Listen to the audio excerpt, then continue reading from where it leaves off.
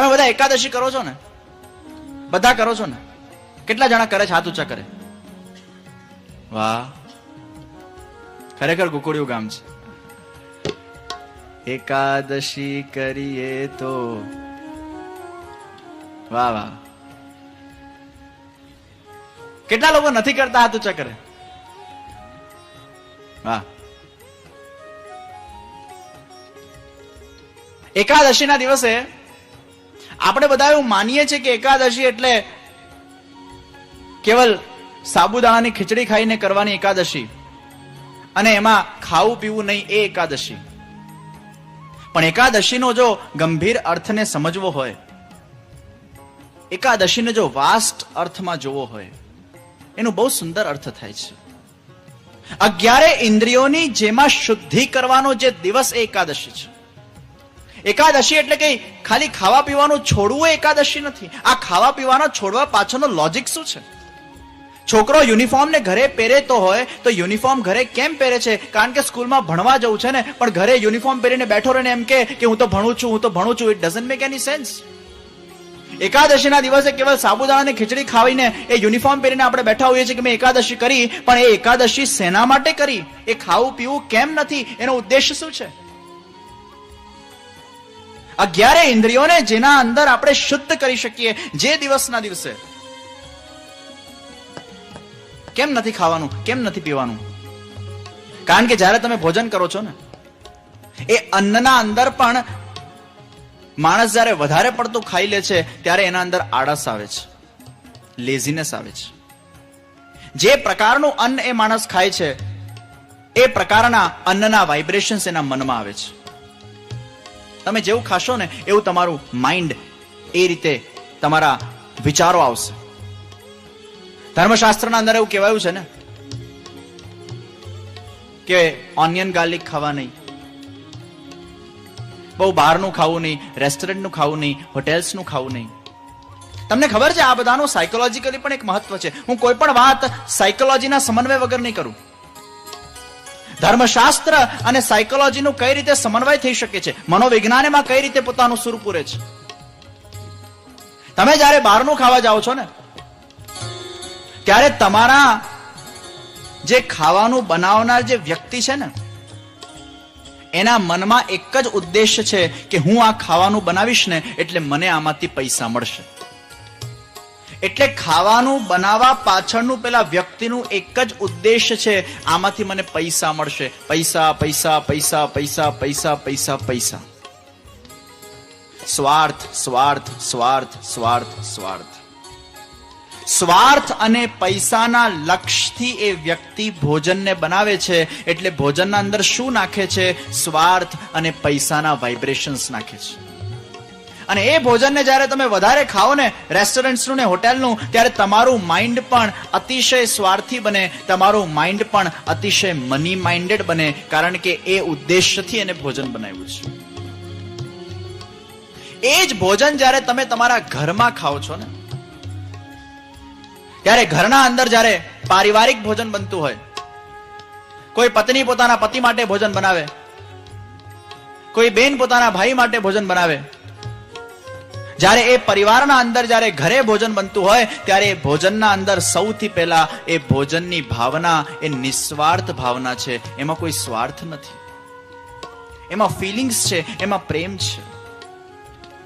કોઈ પણ પત્ની એમ વિચારીને ભોજન બનાવે છે કે મને આમાંથી 5 પૈસા મળશે, હું આટલું સરસ ભોજન બનાવીશ. घर के भोजन के अंदर निस्वार्थ भावना है और वो निस्वार्थ भाव से बनाया गया भोजन जब हम खुद हमारा परिवार उसको ग्रहण करता है तो एना अंदर कई फीलिंग्स आवे छे, प्रेम, स्नेह, भाव, ए वाइब्रेशंस एना अंदर आवे छे.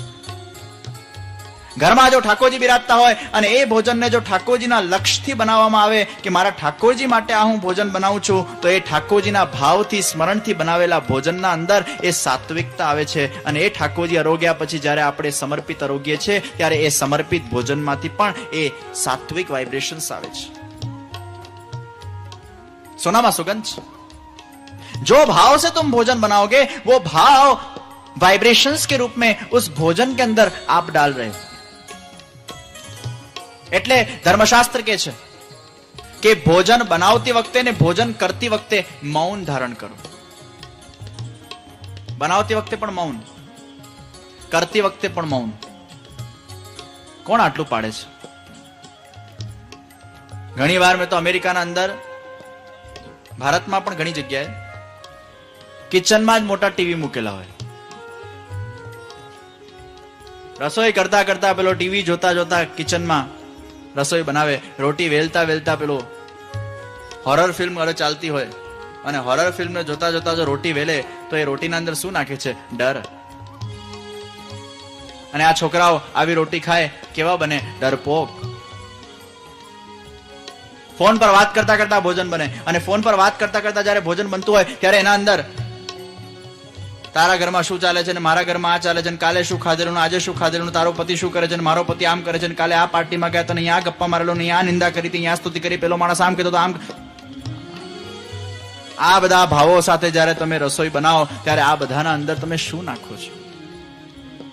ભોજન બનાવતી વખતે પણ પ્રભુનું સ્મરણ થવું જોઈએ. એટલે પ્રભુના સ્મરણ કરતા કરતા જયારે ભોજન બને એ વાઇબ્રેશન્સ તમે એમાં મૂકો છો. અને ભોજન કરતી વખતે પણ મૌન હોવું જોઈએ.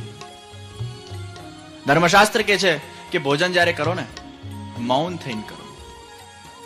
હવે આજના જમાનામાં બધી મીટિંગો જ ભોજન વખતે થતી હોય છે. મોટા ભાગની મીટિંગ્સ ભોજન વખતે થાય છે. મોટા ભાગની ચર્ચા ભોજન વખતે થાય છે કે નહીં? ટીવી જોતા જોતા ભોજન થાય. તમને ખબર છે આપણી ડાયજેસ્ટિવ સિસ્ટમ એને આપણા માઇન્ડથી પહેલા કેવું પડે છે તારા અંદર શું શું આવી રહ્યું છે. જયારે આપણે મૌન રાખીને ભોજન કરીએ ને ફૂલ કોન્સન્ટ્રેશન સાથે, ત્યારે એક કોરામ ઉપાડીએ એટલે આપણે આ કોરને જોઈએ કે આ વસ્તુ મારા અંદર આવવાની છે. એટલે આપણા સબકોન્શિયસ માઇન્ડથી આપણે આપણી હોજરીને કહીએ છીએ, ડાયજેસ્ટિવ સિસ્ટમને, કે તારા અંદર આટલું આવી રહ્યું છે અને એ સિસ્ટમ એને એક્સેપ્ટ કરે છે. પણ જયારે તમારું ધ્યાન એ ભોજનમાં નથી હોતું ને, ટીવીમાં હોય છે, વાતચીતમાં હોય છે, મોબાઈલ્સ પર હોય છે, ફોન્સ પર હોય છે, ત્યારે તમે અંદર શું નાખી રહ્યા છે તમને ખબર નથી. એટલે બિચારી હોજરીને ખબર જ નથી પડતી કે મારા અંદર શું આવી રહ્યું છે અને ઓવરલોડ થઈ જાય છે. એટલે આજે લોકોને ઇનડાઇજેશનના પ્રોબ્લેમ્સ છે, because they are not concentrating on what they are eating. ભોજન કે વખત પૂર્ણ મૌન હોના ચાહીએ. એટલે જ આ બધા પ્રોબ્લેમ્સ છે. ધર્મશાસ્ત્ર કહે છે એકાદશીના દિવસે કેમ નથી ભોજન કરવાનું, એનું એક જ લક્ષ્ય છે કે એકાદશીનો દિવસ એ એક દિવસ 11 ઇન્દ્રિયોથી ભગવાનનું ભજન કરવાનું આ દિવસ છે. એક નિયમ લઈને જજો શ્રીનાથ ચૈત્રની આ કથાના પૂર્ણાહુતિના દિવસે કે મહિનાના 30 દિવસમાંથી ભલે 2 એકાદશી ન કરીએ પણ એક દિવસ એવો કાઢીએ કે અમારા 24 કલાક અમે પ્રભુમાં સમર્પિત કરીએ. મહિનાનો એક દિવસ એવો કાઢો કે ભગવદમય બને, પ્રભુમય બને. એકાદશીના દિવસે એવા નિયમો લો કે આખો દિવસ એ ઠાકોરજીના સ્મરણના અંદર વ્યતીત થાય. અને એટલે નથી ભોજન કરવાનું કે આપણે આપણી 11 ઇન્દ્રિયો દ્વારા પ્રભુ સ્મરણના માધ્યમથી આ ઇન્દ્રિયોને શુદ્ધ બનાવી શકીએ, આ ઇન્દ્રિયોને અલૌકિક બનાવી શકીએ. નિયમ લો, એકાદશીના દિવસે બ્રહ્મ મુહૂર્તમાં ઉઠો, સવારે 4 વાગે. નિયમ લો, એકાદશીના દિવસે કોઈક મંત્રનું અનુષ્ઠાન થાય, ઠાકોરજીની સેવા કર્યા પછી સત્સંગ થાય, આપણા સંપ્રદાયનું વાંચન કરીએ, કંઈક સારું જાણીએ, કોઈ સારી ડીવીડીઝ જોઈએ જેનાથી આપણા ભગવાન વિશે આપણને નોલેજ મળે. એકાદશીના દિવસે નો ફોન, એકાદશીના દિવસે નો SMS, એકાદશીના દિવસે નો જુઠ્ઠું, એકાદશીના દિવસે નો ક્રોધ, એકાદશીના દિવસે જેટલી પણ તમારા અંદરની ખરાબ આદતો છે ને એ એકાદશીના દિવસે એને શુદ્ધ બનાવો. અને આવી જ્યારે એકાદશી થશે ને ત્યારે તમે ભગવાનને કહી શકશો, હે ભગવાન, હું તારા માટે એક દિવસ જીવ્યો. નાનપણથી છોકરાઓને આ સંસ્કાર આપશો ને, 50 દિવસ, 50 વર્ષ જો મહિનામાં એક દિવસ આપણે ભગવાન માટે કાઢતા જઈએ તો 12 મલ્ટીપ્લાય બાય 50 કેટલા થયા? 12 મલ્ટીપ્લાય બાય 50 650, અરાઉન્ડ 700. કેટલા થયા? 600. 12 into 50, 600. એટલે અરાઉન્ડ અપ્રોક્સિમેટલી 2.5 વર્ષ. તમે જયારે ઉપર જશો ને ત્યારે ભગવાનને તમે ઉપર જઈને કહેશો, હે ભગવાન, તારા આપેલા 80 વર્ષોમાંથી 2.5 વર્ષ હું તારા માટે જીવ્યો, 2.5 વર્ષ મેં તારા માટે કાઢ્યા. મહિનામાં એક દિવસ ભગવાન માટે કાઢવાનો જે નિયમ એ એકાદશી છે. ખાલી ખીચડી ખાઈને एकादशी करवी एकादशी नहीं. एक दिन परमात्मा के लिए निकालो. वो एक दिन को 11 इंद्रियों से परमात्मा के स्मरण करके वो इंद्रियों को शुद्ध बनाओ. यही सच्ची एकादशी है. सात्विक आहार જ્યારે એકાદશીના દિવસે લેવામાં આવે છે ફરાર, ત્યારે સાત્વિક વિચારો આવે છે. પણ માણસનું માઇન્ડ એટલું બધું ક્રિએટિવ છે ને, કોઈએ નકોડી એકાદશી કરી હોય ને તો માઇન્ડ ઇઝ સો ક્રિએટિવ. કેમ કે આપણી જે કોન્શિયસ માઇન્ડ થી ઈચ્છા પૂરી નથી થતી એ આપણે સબકોન્શિયસ માઇન્ડ થી પૂરી કરીએ છીએ. સવારથી લઈને રાત સુધી કે ખાધું ના હોય, પીધું ના હોય, પણ રાતના 12 વાગે સપનામાં જઈને રેસ્ટોરન્ટમાં એટલા બધા ફાંકા મારી આવે છે. સબકોન્શિયસ માઇન્ડ થી એની ઈચ્છા પૂરી કરે જ ખરો, ભલે મનથી કરે છે. એક દિન ભગવાન કે લીએ નિકાલો. આવા એક દિવસ કાઢશો ને, ખરેખર તમારા જીવનના અંદર એક સાત્વિકતા આવશે. भोजन भी परमात्मा के स्मरण से होना चाहिए और भोजन बनना भी परमात्मा के स्मरण के साथ होना चाहिए. नाम स्मरण ની ઘણી મહિમા છે. ગુસાઈજી શ્રી મહાપ્રભુજીનું નામ આપે છે ભક્તિ માર્ગાબ્જ માર્તંડ.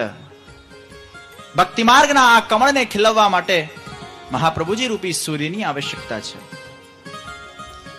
જગતગુરુ શ્રી વલ્લભાચાર્યજીનું ચંપારણ્યના અંદર મંગલ પ્રાગટ્ય થયું. નાનપણથી શ્રી મહાપ્રભુજીનું સ્વરૂપ ખૂબ તેજસ્વી. બહુ ઓછા સમયના અંદર શ્રી મહાપ્રભુજીએ અનેક પ્રકારના શાસ્ત્રો, વેદો, ઉપનિષદ ગ્રંથોને અધ્યયન કરી લીધું. કેવલ 4 મહિનાના ઓછા ગાળાના અંદર શ્રી મહાપ્રભુજીએ સમસ્ત જ્ઞાનને પ્રાપ્ત કરી લીધું છે. પરમાત્માના એ સાક્ષાત મુખારવિંદના અવતાર હતા એ વસ્તુ અલગ છે, પણ 4 મહિનાના ઓછા ગાળામાં શ્રી મહાપ્રભુજીને સંપૂર્ણ જ્ઞાન કો પ્રાપ્ત કરી लिया. મહાપ્રભુજીના જે વિદ્યાગુરુ હતા એમને બહુ આશ્ચર્ય થયું કે આખા વિશ્વના અંદર, સંસારના અંદર આટલો કોઈ તેજસ્વી બાળક હોઈ શકે કે આટલા ઓછા સમયમાં આટલું બધું જ્ઞાનને પ્રાપ્ત કરી શકે. માધવાનંદજીને મનમાં થયું કે આ કોઈ સામાન્ય બાળક નથી, આ ચોક્કસ કોઈ ઈશ્વરનું અવતાર છે.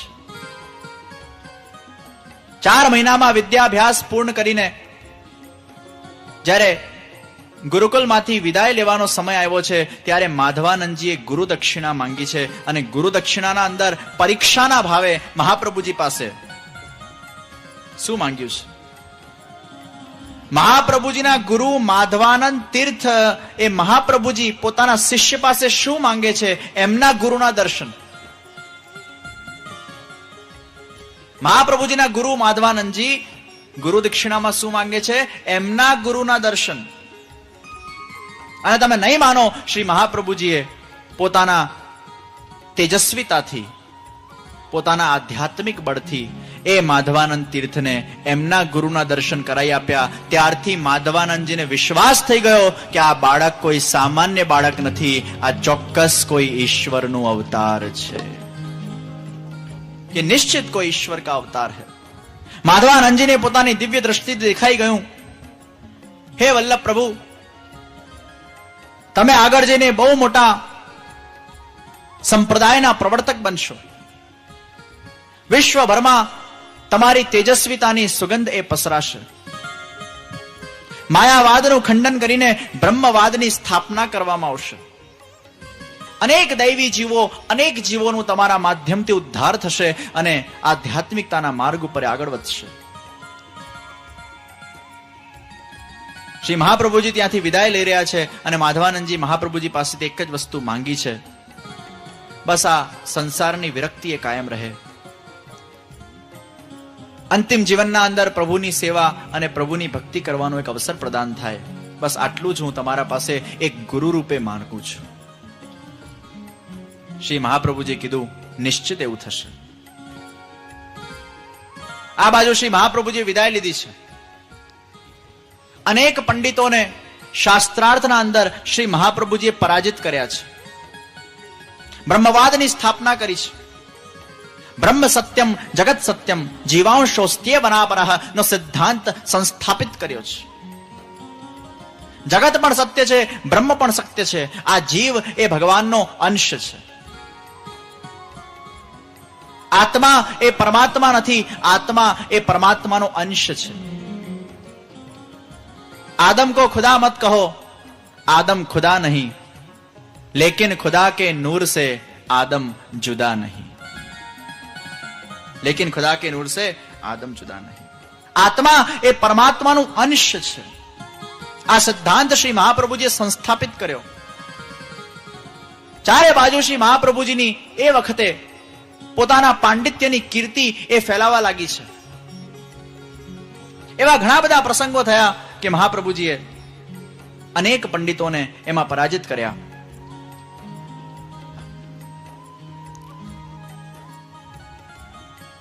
એ વખતે એ યુગના અંદર એક બહુ મોટા પંડિત હતા જેનું નામ હતું ઘટ સરસ્વતી.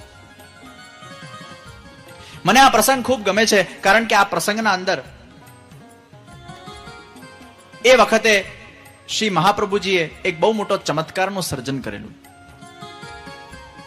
આ ઘટ સરસ્વતી એને સરસ્વતીનું આરાધન કરીને સરસ્વતીજી પાસેથી એટલી બધી સિદ્ધિઓ પ્રાપ્ત કરેલી કે સરસ્વતીજીને પોતાના વશમાં કરી લીધેલા. અને એને વરદાન માંગેલું કે હે સરસ્વતી દેવી, તમે મારા ઘડામાં સાક્ષાત બિરાજમાન થઈને રહેજો. સરસ્વતીજી એના ઘડામાં સાક્ષાત બિરાજમાન થઈને રહેતી. અનેક પંડિતો સાથે એનું શાસ્ત્રાર્થ થાય અને અંતમાં જ્યારે પેલા પંડિત પૂછે કે આનો પ્રમાણ શું છે, ત્યારે સરસ્વતીજી એ ઘટના અંદરથી પ્રગટ થાય અને સરસ્વતી કે ભાઈ આ ઘટ સરસ્વતી જે કે છે એ સાચું છે. પછી કોણ દલીલ કરે ને? जिसने साक्षात सरस्वती जी को अपने वश में कर लिया हो वो व्यक्ति को शास्त्रार्थ के अंदर किसकी हराने की उसके अंदर काबिलियत है. एक बार महाप्रभु जी નું આ ઘટ સરસ્વતી સાથેનો મેળાપ થયો છે અને જ્યારે શ્રી મહાપ્રભુજીનું આ ઘટ સરસ્વતી સાથે મેળાપ થયું, ખૂબ શાસ્ત્રાર્થ ચાલ્યો. પછી મહાપ્રભુજી આ સરસ્વતીને પૂછ્યું, ઘટ સરસ્વતીને, કે આનું શું પ્રમાણ છે? ત્યારે ઘટ સરસ્વતીએ પોતાના ઘડામાંથી સરસ્વતીજીને પ્રગટ કર્યા છે અને સરસ્વતીજીને વિનંતી કરી કે આપ આ મારી વાતનું સમર્થન આપો. ત્યારે સરસ્વતીજી પ્રગટ થઈને બોલ્યા, અરે મૂર્ખ, તું જેના સામે બેઠો છે તને ખબર છે કોણ છે? જે વલ્લભાચાર્યજી મહાપ્રભુજીના સામે બેસીને તું શાસ્ત્રાર્થ કરી રહ્યો છે એ મહાપ્રભુજી બીજા કોઈ નથી, એ સાક્ષાત વાણીના પતિ છે, એ સાક્ષાત વાકપતિ છે. અરે મારાથી પણ વધારે જ્ઞાન એમના અંદર છે. હું પોતે એમને વંદન કરું છું, એમના સામે હું કઈ તને સમર્થન આપી શકતી નથી. એ તો મેરે સે ભી ઉપરી હૈ. સાક્ષાત વિદ્યાની જનની સરસ્વતી એ વખતે શ્રી મહાપ્રભુજીને વંદન કરે છે કે વાક પતયે નમઃ. વાણીના પતિ છે શ્રી મહાપ્રભુજી, સાક્ષાત અગ્નિનું અવતાર છે ને. આ વાણી ક્યાંથી નીકળે છે? આપણા મોઢાના અંદર જે અગ્નિ છે એ અગ્નિમાંથી આ વાણી પ્રગટ થાય છે. આ તો સાક્ષાત વાકપતિ છે અને આ વાકપતિને હું કેવલ વંદન કરી શકું છું, એમના સામે કોઈ દલીલ હું કરી શકતી નથી. વાક પતયે નમઃ, વાક પતયે નમઃ, વાક પતયે નમઃ. આ વાણીના પતિને હું વંદન કરું છું. आइए 2 मिनट हम भी हमारे गुरु श्री वल्लभाचार्य जी महाप्रभु जी को भाव से वंदन करके 2 मिनट उस ध्यान के अंदर खोने का प्रयत्न करें. महाप्रभु जी નું સ્મરણ કરીએ કે એમની કૃપાથી આ શ્રીનાથ ચરિત્રના એ દિવ્ય અંશ આપણા હૃદયના અંદર દ્રઢ થતા જાય. 2 मिनट भाव से वाक पतये नमः का हम ध्यान करेंगे और उस ध्यान के अंदर एक जगह पर अपने चित्त को एकाग्र करते हुए आंख बंद करके श्री महाप्रभु जी નું ધ્યાન કરશું. વાકપતયે નમઃ. સાક્ષાત સરસ્વતીજી જે શ્રી મહાપ્રભુજીને વંદન કરે છે કે આમના પાસે તો મારાથી પણ વધારે જ્ઞાન છે. વૈષ્ણવો શ્રી મહાપ્રભુજીને સાક્ષાત ઈશ્વરનું અવતાર માનીને એમના ગ્રંથોને શ્રદ્ધાથી માને એ વસ્તુ અલગ છે. પણ બુદ્ધિજીવીઓ માટે પણ આ એક બહુ મોટું પ્રમાણ છે કે મહાપ્રભુજીના જેટલા પણ ગ્રંથો છે એમાં મોહર સરસ્વતીજીએ સાક્ષાત લગાડી છે કે આ મારા પણ પતિ છે. પતિ એટલે આ મારાથી પણ મોટા છે. આજના યુવાનો જો આ વાકપતયે નમઃ મંત્રનું અનુષ્ઠાન કરે, નિશ્ચિત એ લોકોના જીવનના અંદર એમની બુદ્ધિ તીવ્ર બનશે. આ મંત્ર એટલો બધો ઇફેક્ટિવ છે. ઘણા બધા યુવાનોને યુવા શિબિરોના અંદર આ મંત્ર જ્યારે આપવામાં આવ્યું, એ લોકોના જીવનના અંદર અલગ પ્રકારનું પરિવર્તન મેં પોતે નિહાળ્યું છે. કારણ કે આજના યુવાનોને ખરેખર આ મંત્રોની આવશ્યકતા છે. આજનો યુવા સમાજ જેના મનના અંદર એક વસ્તુ બહુ સારી રીતે સ્ટોર્ડ છે, અત્યારે ને અત્યારે મને બધું જોઈએ, હમણાં ને હમણાં મને પ્રાપ્ત થવું જોઈએ, અત્યારે ને અત્યારે પ્રાપ્ત કરવાની એક વૃત્તિ, અને એના અંદર માણસ ધૈર્યને ગુમાવે છે અને અનેક પ્રકારના ખોટા નિર્ણયો પોતાના જીવનના અંદર લઈ લેતા હોય છે અને પછી પસ્તાય છે. આજના યુવાનોના અંદર મનના અંદર ધૈર્ય ક્યાં છે? વિવેક ક્યાં છે? પ્રેમી પ્રેમિકાને ધોકો આપે, આત્મહત્યા કરી નાખે.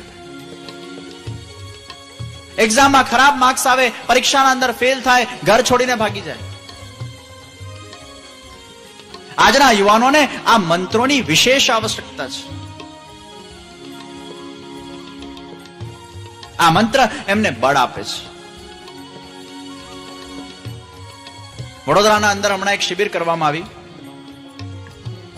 અને એ શિબિરના અંદર એક વિષય રાખવામાં આવેલો કે how to stable your mind before your exams.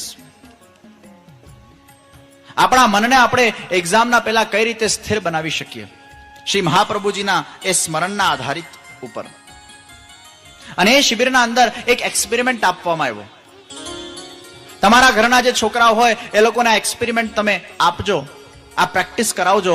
નિશ્ચિત એ લોકોના જીવનના અંદર ક્યાંક ને ક્યાંક 50% આવતા હશે તો 55 સુધી પહોંચશે, 70 આવતા હશે 75 સુધી પહોંચશે. ક્યાંક એના પર્સન્ટેજની વૃદ્ધિ. પ્રિય ભક્તજનો, જે શ્રીના આ વચનામૃત તમને ગમ્યા હોય તો વિડીયોને લાઈક કરજો, શેર કરજો અને કમેન્ટ બોક્સમાં જય શ્રી કૃષ્ણ જરૂર લખજો.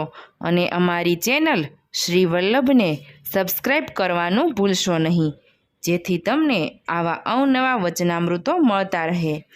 સર્વે વહાલા વૈષ્ણવોને ભાવથી જય શ્રી કૃષ્ણ.